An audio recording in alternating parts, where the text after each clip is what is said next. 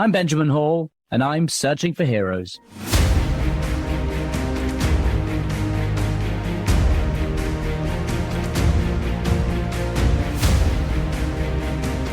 Ladies and gentlemen, thank you so much for joining me again today. And our guest today is the first guest that we have had on for a second time. And that is because, well, as you will hear today, she speaks so perfectly and on such an interesting level about resilience that I wanted to talk to her more about her own work and what she's been learning.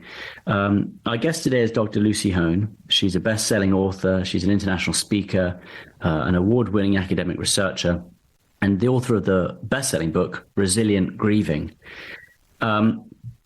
Lucy's daughter, her 12-year-old daughter, was killed 10 years ago in a horrific car accident, along with one of her closest friends and her daughter as well. And so what we talk about is resilience, traumatic events, how you can get through them, how you can find that strength, but also about how you can try and find post-traumatic growth. And she really is someone who I've always enjoyed talking to, and I hope that today you will learn a lot about resilience as well. And so thank you again for joining me, both today and for every other episode that you listen to. And, well, I hope you enjoy the episode. Look, I do this podcast, obviously, every week, and we talk about resilience. And I just feel sometimes as that people see this as this sort of quest to get to resilience. And I think what I have learned more than anything is there's no one finish line. It's not like you finally become resilient.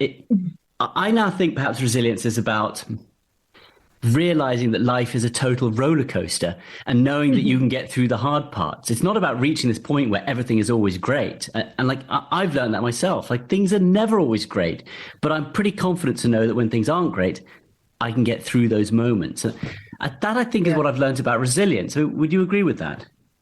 That's such a fantastic insight, Ben, because I couldn't agree more that resilience is a process, not an outcome. It is both, and it is, but I think you're right. People think of it too much as a destination, something they'll be in the future. That's one of the myths, that it's something that you're aspiring to be in the future, whereas actually it just requires you grinding it out today. And the other is that it's about us being either stoic or really so all together that nothing can hit us and we're always running on all cylinders, when actually, for me, your capacity for resilience it's about just managing to get through whatever is facing you in life, and just kind of keeping the show on the road. And there are good moments and brilliant moments and terrible moments, and being able to sit with all of that, cope with all of that, and not really expect anything differently. Would it be fair to say that, what's the old saying, that the good is not so good without the bad, and that perhaps if it wasn't this roller coaster of ups and downs, then perhaps you would never truly feel that reward of resilience, of getting through things, because you wouldn't appreciate how hard you'd work to get there. Yeah, I think that's completely spot on. And in my work, increasingly now, what I am trying to get people to understand and do is to embrace all of it, to not have this unrealistic goal of sort of happyology and toxic positivity. Being happy all the time is not the goal, not realistic, and not human.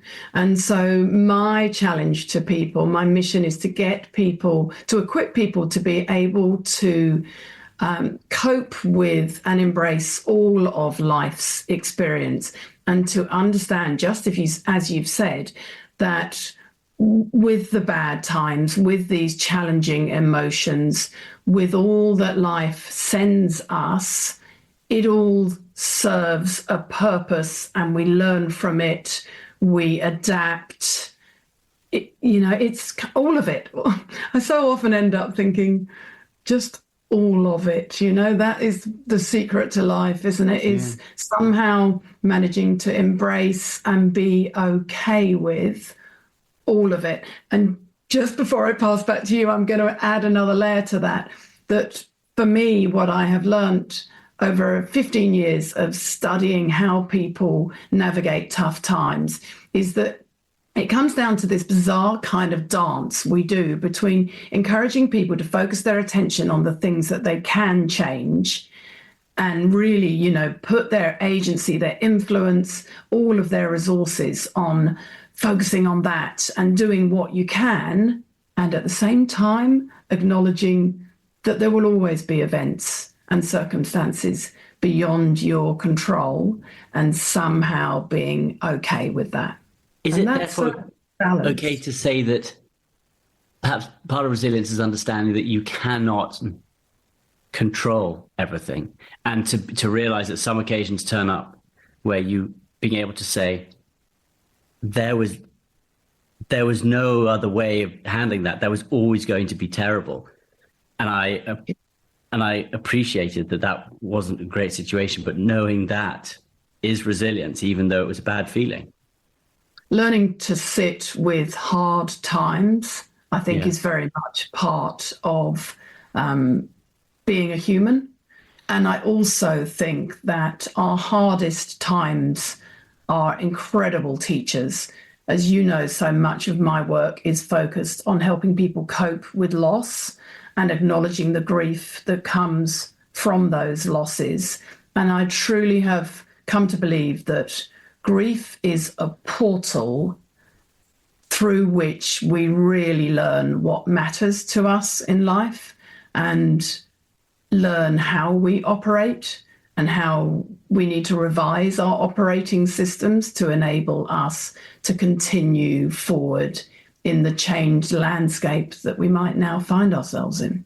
And I think everyone has to acknowledge that there will be a moment in your life, in everyone's life, where they will experience something traumatic. I mean, whether it is the loss of someone who is close. I mean, I know your daughter died 10 years ago. I know, so you know this personally, but it could be, and you said it in one of your amazing speeches, actually, whether it is fertility issues, whether it is personal injury, whether it is depression, whether it is losing your job. Like every single person practically will in their lifetime go through something that is absolutely terrible. And does knowing that, is resilience about preparing for that, or can you never prepare for something until you've experienced something bad? That's such a good question, isn't it? And I think in many ways you can't necessarily prepare for everything that life will throw at you, but you can't preempt that experience, but you can prepare in that you can build up and accrue your external supports and as well the inner mechanisms of ways of thinking, acting and being that work for you, that enable you to navigate tough times. And going back to your comment about how prevalent potentially traumatic events are, there is, I'm sitting here at my desk and I've got a meta-analysis sitting right here, a piece of research that shows that 71% of adults will experience a potentially traumatic event in their lifetime. So you're spot on, Ben. We really, the odds are on that something big will happen to us. As you say at the start of my TED Talk, that is exactly what I ask people, is to stand up if you've ever lost someone you truly love, if you've ever had your heart broken, if you've struggled through a terrible divorce or relationship breakup, infertility, bullying, miscarriage, the list goes on. And within 1 minute, of course, every single person, thousands of people in that room are standing up. So we know this, that adversity doesn't discriminate. Sadly, if you are alive, you're going to have to navigate tough times. So that's the bad news. But let's just quickly get to the good news, which is that we also know from, so I'm an academic, so I always lean into the science. We also know from robust scientific research that the most common human response to all of those potentially traumatic events is resilience. It doesn't mean we want it, doesn't mean we ask for it, doesn't mean we enjoy it, but humans have this incredible capacity to somehow cope with tough times. And the best news of all is that we do so using very ordinary processes. You know this, you've done it. When you look, what about my question to you then is, when you've had to dig deep, what have been let's do both things, Ben, the internal ways of thinking, acting, and being that have helped you, and the external supports that have helped you? I suppose very early on, soon after I was injured, and I was in hospital, I couldn't move. I made a decision then, which I'd never done before, that I was going to tell the first person, whenever I was having a bad time, I was going to tell the first person I saw, whoever was coming in that door of the hospital, whether it was a nurse, a physio, share it, talk to it. And I think back to your TED Talk where everyone stands up, sharing, realizing that other people are going through things. Boy, does that make it easier. And saying it to other people, saying, today is really tough. I don't know how I can keep going through this. This is really painful. And this is how am I going to walk or move in the future? Boy, did that just so quickly lift things for me. And it's liberating. Absolutely. It was liberating. And that was the most important thing for me. And I encourage everyone listening to this podcast to do the same. My wife is absolutely incredible. And I suppose that's something I've started to do with her constantly now. Whenever I'm having any tricky times, just say it. Just totally say it straight out. And just to be honest and brave. In the keynote that I'm delivering a lot, it's called Hard Truths at the moment. And I'm talking to people about radical candor. The value of when someone asks you how you are, instead of just giving that anodyne response of, oh, yeah, fine, great, yeah, busy, to actually pause for a moment, reflect, consider, and try and describe how you are feeling. And, building up doing so builds up the emotional literacy, but every time it deepens your connections with that other person. And I think we've ended up in this bizarre societal expectation that people don't really want you to be honest and open. And frankly, that's just bullshit. People welcome and crave. Honestly, Ben, in my work this year, I've sat on so many panels where I have, first of all, done a kind of mini presentation, talked about my work and my story. And then I've asked people within an organization to share bravely what they have been navigating. And every time we've run this session, we have seen a palpable shift in the culture of that company, in that people suddenly realize that they have permission to be real, open and honest and talk about hard truths. And so then it boosts psychological safety. It's like an accelerant. And I never thought I'd be doing this work. I never thought I'd be talking so openly about hard things. But the thing I most under anticipated was how much other people would welcome it and want to talk about it. So somehow, bizarrely, it's become my privilege to provide the scaffolding and the role model for other people to be able to do that within their organization and their teams. And to be fair, this is an interesting insight and kind of observation that I've made recently. Only really forward-thinking organizations want to do that, are fearless enough to do it, to ask their people to share something, vulnerable and personal that's going on in their life. But when they do, honestly, the feedback is just incredible.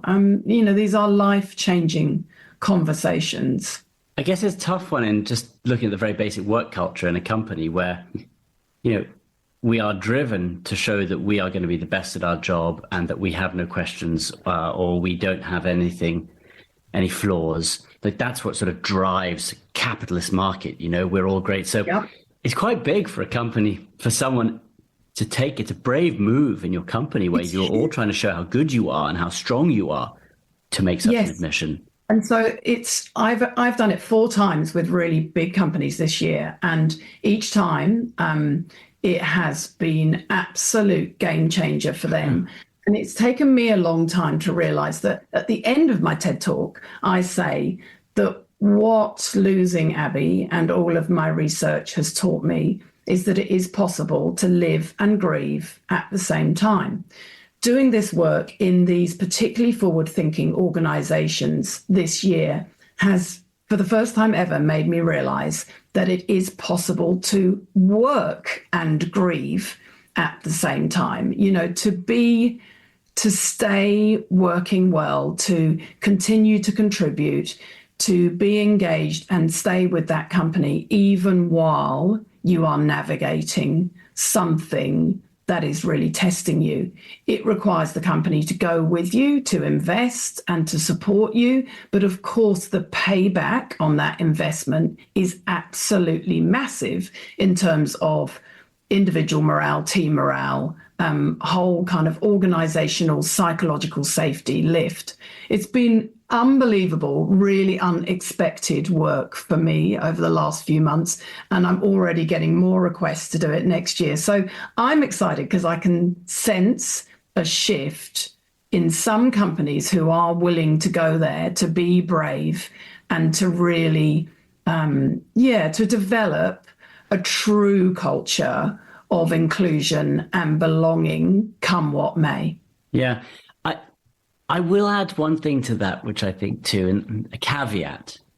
And I was saying earlier that I speak to my wife about, if things are, if I'm having something tough or I'm struggling with something, but I always stop to think, I don't want to sort of just go and complain about something if I don't think it's significant enough, because I don't want to reach a level when we all start complaining about smaller things.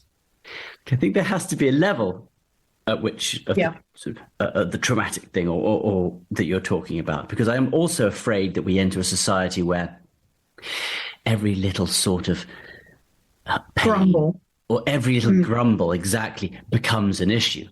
There has to be a point as well where you say, nah, that's not an issue. That one I can put to the side and keep going on about. So it's about finding the line where you don't make every grumble.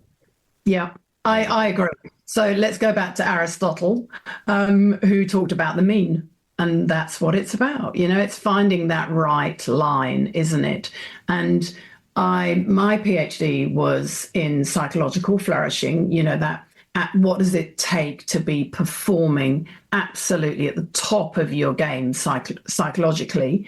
And what I am hypothesizing is that you can't always be at the top of your game psychologically. Things happen in life. And when they do, you have to accept that you're going to teeter and falter, and that suddenly mainly functioning is a lofty goal. But actually, given the right support and patience, you can continue to work and grieve, cope with whatever is going on at the same time. And there is a benefit society-wise and organizational-wise for that, that keeping people engaged and at work and honestly acknowledging the tough thing they're going through, as you say, without it monopolizing every single conversation. So it's kind of a nuanced new approach, and I don't know where this work is going to lead me, and it is fascinating. Well, I think most importantly, where it's going to lead other people and the people who are looking for support getting through, difficult moments. And I know how many people will be helped by the work you're doing. More of our conversation right after this. I did see on your Instagram, that's a while ago, but you put up a post that said that you were doing less and less physically. I don't know if you said you were in a rut. So time for change to get out of the rut. And you said you went out, you went to the gym, you started a new program. So you realized, what I read from that post is that you realized that you had lost that momentum or something. And I was languishing. Yeah, but you knew how to go fit. You're like, pick yourself up, off, go do that. And like that just seems like a really useful tool. And I think all of us know when things are languishing, things are starting to slow down a little bit.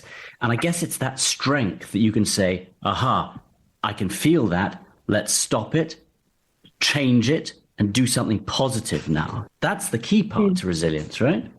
Yes, it was interesting. So it was, one of our winter months, and I've been in the Southern Hemisphere mainly for the last 6 months, and so really relevant for the people listening coming into the Northern Hemisphere winter, that I just found myself doing that kind of winter blues. And I've got a few weights in our garage at home, and I would normally go out for a run. And I realized that suddenly the very cold garage, wasn't feeling quite so attractive. So I wasn't actually spending any time in the garage, and I wasn't really doing any running.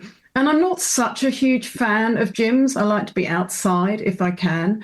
But I thought, enough's enough, Lucy. Go and join a gym. Even if you're just there for the 3 or 4 months of the winter, you need an intervention now. You need to take action to change something to stop this kind of blah, I'm in a rut feeling. And it was fantastic. And I also knew that I was working so much, and I travel a lot for my work, that I wasn't catching up with enough friends. I wasn't getting that social support that is so much at the heart of well-being and resilience. And so a few of my friends were at this gym, and then I was meeting other people too. So I just, 1 month in, I thought, wow, that's such a shift, isn't it? It's suddenly, I was being with people, I was having different conversations, I was meeting different people because it's a bit of kind of group work thing. And so it just amazes you sometimes how easy you can just, what do we talk about? kind of shifting your course by 1 degree and get very different results. So in my work, I truly believe that we need to have that self-awareness, self-compassion, and self-control. Those are the kind of the triad that sit the foundational building blocks of well-being. Yeah, and you mentioned 2 things side by side there, which I think are also fascinating, which is, well, one, you had your friends part of that gym, so community, being around people, that helps you. But it was also you that said, I have to get up, I'm going to change. And I think that's fascinating. When it comes to, resilience and people being strong, talk about it quite a lot on this podcast. Yes, you get through tough times because of people around you. But I think when it comes down to it, the person who's got to make that first step, got to get out of their chair, walk out the door and make something, is you. Like there has to be part of resilience that is, you need to find that strength in you. Lots of people can help you. Lots of people can be around you, but you need to find that spark inside you as well. So it's got to be both you as well as people around you. You can't just rely on other people to do it. Yeah, I couldn't agree more. And actually, but even our external supports are built by our willingness to reach out and interact. So you're right, it does come from within us, an ability and a capacity to be able to notice how you're doing, how you're tracking, how you're feeling and how you're functioning. So it might be a good moment for me to mention here that my PhD findings, which I looked into all the different kind of well-being models, what does well-being actually mean? My definition of well-being that came out of my 4 years of PhD research is that well-being is about feeling good and functioning well. And then because Abby died in that last year of me doing my research, I would kind of put a caveat around that as to say, well-being's about feeling good and functioning well as much as you can, given the circumstances. But I think for everybody listening, if you just take that on as a metric, how am I doing in terms of, am I feeling, mainly good? How am I functioning?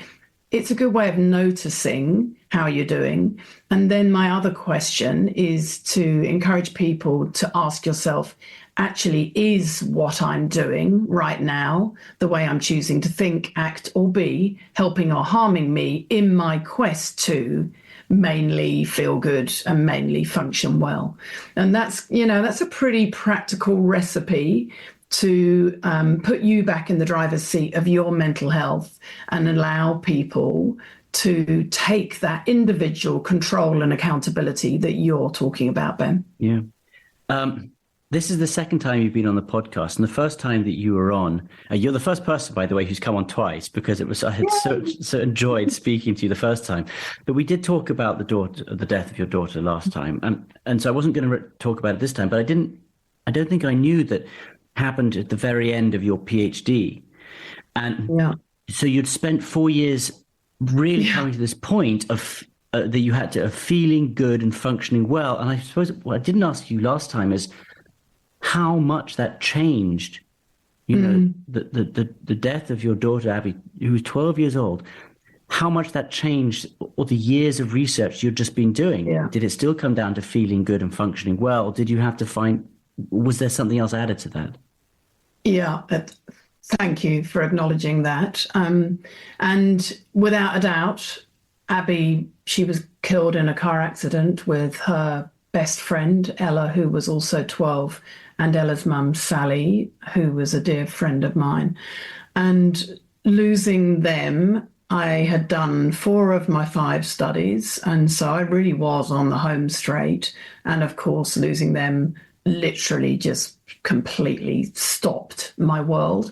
And so I stopped my research for a while. And I came back to it, but it did really make me rethink my whole kind of concept of psychological flourishing, because I literally was investigating the definition of psychological flourishing and the characteristics and what you had to do and who you had to be in that top 25% of adults who were flourishing.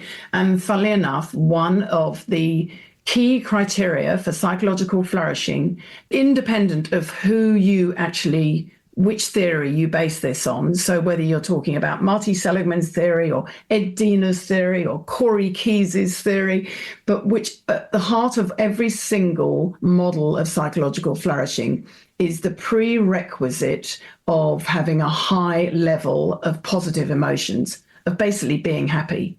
And so losing Abby really challenged that idea for me. It really brought it to my attention for the first time ever that you can't be being happy all the time when you've just lost someone you truly love. You've had your heart broken. You're going through a potentially traumatic event. That's an absolute false goal. So it did challenge my knowledge, my understanding of what it meant to be psychologically flourishing. And I guess, Ben, that's why I've been doing in the decades since this work around, well, actually, let's have a new, more nuanced understanding of what it takes to be flourishing across a lifespan that acknowledges that sometimes our context makes that really impossible. And I think that has just led me to my very latest research, which is looking into how people cope with stressful life events. And I've just launched that new research program with a survey, and I have been blown away by how many people have already taken that survey. And that to me demonstrates the vast appetite, untapped appetite for people who want to talk about and share and reflect on what they've gone through. So I'm really excited to be doing this new, different type of research where we are digging deep into the experiences of those people who are navigating life's tough times. Yeah, I've actually completed it myself this morning as well. I was honored to do so. I sometimes think, and in Ukraine during the attack, Pierre, cameraman, Sasha, Fixer, the 2 Ukrainians, they died that day. And I know it's very different from losing a family member, but there were thoughts that I had afterwards. And one of them was how quickly it can be taken away, how quickly life can be ended. And it gave me a motivation to make sure that I always want to do as much as I can. I feel that I now know before that I mustn't waste a second. And that's something which I learned mainly through their deaths. And I think of them a lot. And I think, well, now I mustn't waste a second. And like I said, it's not the same as losing, your daughter, but I don't know. Were you far more inspired, not inspired, but driven more to really dig into resilience? Did it give you another reason to really try and study it? Yes, it definitely did. And I think this has always been my passion. I've spent my entire adult professional career looking at what enables people to get through tough times and to thrive, come what may. That's what's always fascinated me. But I think those experiences, those personal experiences, of course, they really shape you. And I had already looked at all of the research around post-traumatic growth. And what you've just said, Ben, and I know what I've experienced myself, is that when we go through these terrible tragedies, these life-changing moments, our lives really do change. Our worldview changes. We have a shift in what is important to us. And every time I look at the 5 dimensions of post-traumatic growth, I am struck by how they've shown up in my life. But when I'm talking to my clients, I hear it again and again. So people typically say to us, I'm so much stronger than I thought I was. That sense of personal strength is the first one. The second one is, I feel completely differently about relationships now. I really value relationships. I put my friends and family first.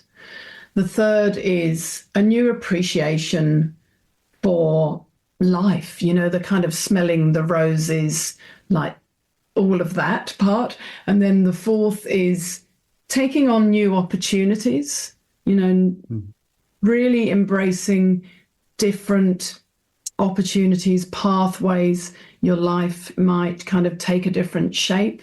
And then the 5th dimension of post-traumatic growth is that kind of existential wrangling and religious spirituality kind of questioning, what's life all about? What do I believe now? Do I still have these same religious and spiritual beliefs? So we know from studies that post-traumatic growth is so much more common and prevalent than post-traumatic stress. It's just not talked about nearly so much. So I'm curious to hear that from you. So of all the people, in fact, I've already seen a statistic that you have written about, of all the people who go through something traumatic, more people come out of it with post-traumatic growth than post-traumatic stress. Yeah.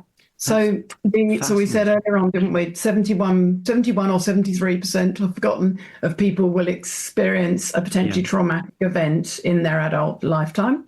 And then we know that the rates of post-traumatic stress depend on context. They're obviously higher in the military, but we're talking somewhere between 8 and 30%. Whereas we know in terms of post-traumatic growth, I looked at a meta-analysis the other day that showed 53% of bereaved people experience strong to moderate levels of post-traumatic growth. And we know too that is true of people experiencing all types of non-death losses too. So I often think this is the little told story of growth from pain and tragedy. And the first thing you just said was that how many people said they were so much stronger than they thought they were. And I really I've learned and experienced that, and many people, guests on my podcast as well, is that there is more strength inside everyone than you know. And most people would never have to put it to the test. Until you go through something traumatic, you don't know. But I was absolutely amazed at things that before it happened, I might have thought, I don't know if I could handle that. That might really have set me in a bad place. It didn't. And I was constantly being amazed with the things that I was able to cope with with a smile on my face and do so. And I do think that message to everyone that strength is in you. Don't doubt yourself. That is resilience too. And but I guess it's hard for people to know the strength in them until they've had to use it. Yes. And so I want to take two caveats on that. First is, don't confuse feeling weak with being weak. And we all, when we are faced with those awful life moments, it's human to have your doubts, to feel overwhelmed, to feel miserable, completely exhausted. I remember after Abby died thinking it felt like I had to climb a mountain every single day. And every single morning I woke up at the bottom of the mountain again. And the second is alluding to that none of this is what you asked for. None of it is easy, pretty, fun, and I have not done it with a smile on my face. So many days it's been hard. But at the same time, I can acknowledge that the experiences that I have lived through have shaped me. They've made me think about what's important in life, and they've altered my operating system, my kind of internal compass and core beliefs. They've changed over time in that I know what is really important. And even though I can be scared of what the future might bring, I have over time through experiences, and I've seen this in all of our clients all the time, they build up a belief that somehow they will cope should the next thing come. We'll be back in a moment with Searching for Heroes. What do you say to clients, to people you talk to, about the first steps when they are going through something that has totally set them off track, that they don't know how to move forward? Where do they start rebuilding? Where do they start solving? What process should they follow? Or is it different to everyone, by the way? But this is the thing about resilience, right? There isn't one simple answer. Well said. To be different per person. Yeah, so that is what I would say to people is, I think, firstly, I always like to give people hope and belief that they can get through this. And I am basing that on this large body of knowledge that I'm so familiar with that shows that humans have this incredible ability to be able to cope with all kinds of potentially traumatic events using pretty ordinary processes, ways of thinking and acting and being that are internal and are external supports. So first step is to give people hope and belief. But then I also say to them, you need a big dose of self-compassion. Be kind to yourself, lower the bar, know that going through tough times is physically exhausting, emotionally overwhelming, and cognitively depleting. And then the third step is to understand that you in time have to find your own way through this, and that your way will be different to everybody else's way. We used to think that there were 5 stages of grief, and now science has disproved that model. And what we know about people who are coming back from a tough time, who are coping with loss and grief now, is that grief is as individual as your fingerprint. Each one of us has to find what works for us. And we have to also acknowledge that rebuilding your life, relearning to live in a world without that person here, or without that relationship here, or without your health or your job, is a process of, it takes time. Relearning to live in this unfamiliar territory is not something you do overnight. So don't listen to other people putting pressure on you. Take your time, find your way, and know that you truly can get through this, that resilience is your birthright. It's in your DNA. You said there that it can be physically exhausting when you're going through something. And it's so interesting to think of the relationship between mental struggle and physical struggle and how one impacts the other. How would you say physical reaction can help? I mean, and how are they connected? So they definitely are connected. I'm a big believer in the mind body continuum, where they're all one. And what I would say is that in my work, when we're talking to clients, we run online coping with loss courses. So I'm talking to people all over the world all the time about their various losses. One of the questions people ask me most often is, why am I so exhausted? So first I want to say that is a very common symptom of going through something so challenging. And I think people often think that it will just be an emotional challenge, and they are taken aback by the fact that they have new physical aches and pains. I used to have a kind of smoldering, literal physical pain in my solar plexus. My hair fell out. I was sweaty all the time. It really, my grief had very pronounced physical manifestations, and that is very common. So mainly I say to people, be prepared to be exhausted and to put some time and allowances into your day because you're going to be physically exhausted. My great gift was that my mother always gave me permission to put my feet up and get to bed if I can. And she died many years ago, but anytime I can find myself having a quick lie down in the afternoon, putting your feet up on the couch, I always think of my dear mum, Anne, and think she gave me permission to have that self-compassion, to notice that I was tired, to cut myself some slack, lower the bar, make yourself a cup of tea and sit down and put your feet up. It's okay to have moments where you can hide under the duvet. That doesn't make you weak.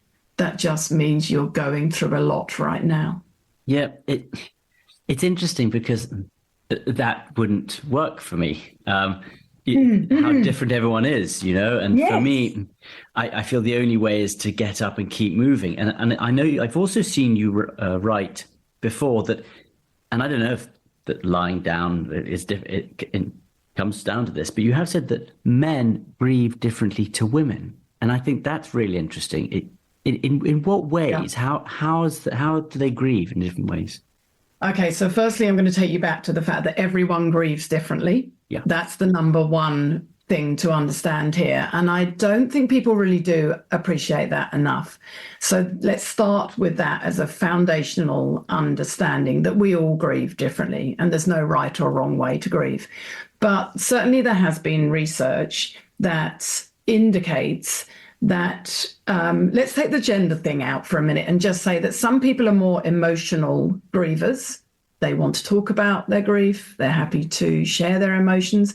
And some are more practical, instrumental grievers, and they're much more likely to cope with whatever's going on, grief or any potentially traumatic event, by doing things physically. And this sounds like you, Ben. They'll go to the gym, they'll get on the bike, they'll chop logs, they'll go and play pool with their mates, they'll get out walking. So the big understanding is that on top of that, we also can be introverted or extroverted grievers. And that's, this might resonate with some people. When some of us are going through grief, we just want to hunker down. And I'm a pretty introverted person. And so I was quite happy after Abby died just to drive people around in the car one-on-one.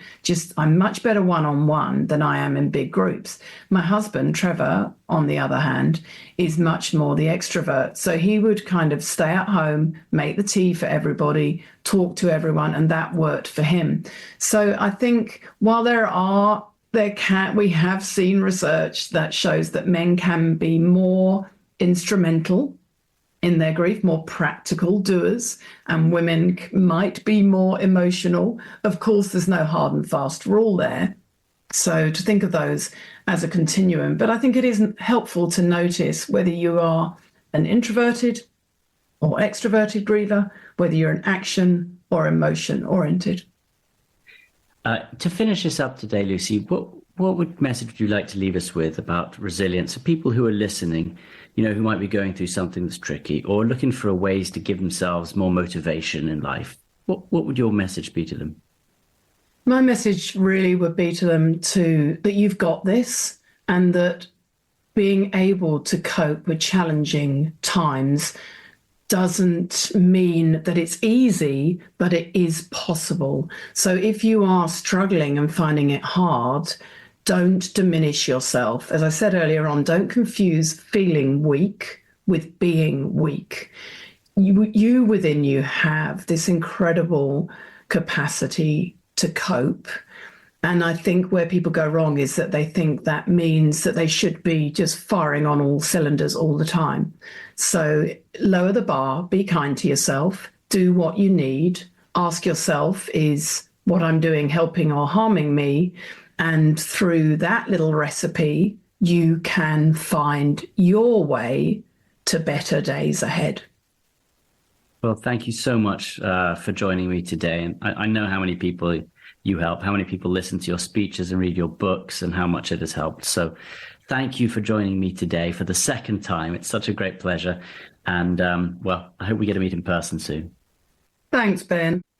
Well, there are so many things that I would like to pull out of that interview. I suppose the thing that a few things I'd like to focus on perhaps are that everyone's resilience is different. Everyone's ability to get through grief is different. That's what makes people so incredible and so amazing. And so it's not about trying to find an answer by listening to my podcast or by reading a book. It's about listening to us, about reading books, but it's about listening to yourself. You know what drives you. You know what you need to do to turn a corner, to make things better. It's about stopping, thinking. And as Lucy said, and as I know myself personally, there is so much more strength inside every single one of you than you know. So look, thank you so much for joining me.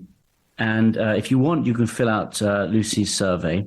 You can go to her Instagram page, which is at Dr. Lucy Hone. You can see it also in the description of this podcast as well. And I know she's putting together another incredible new book about that. So you can listen in and read about it when that comes out too. But thanks for listening to Searching for Heroes. Listen ad-free with a Fox News Podcasts Plus subscription on Apple Podcasts, and Amazon Prime members can listen to this show ad-free on the Amazon Music app.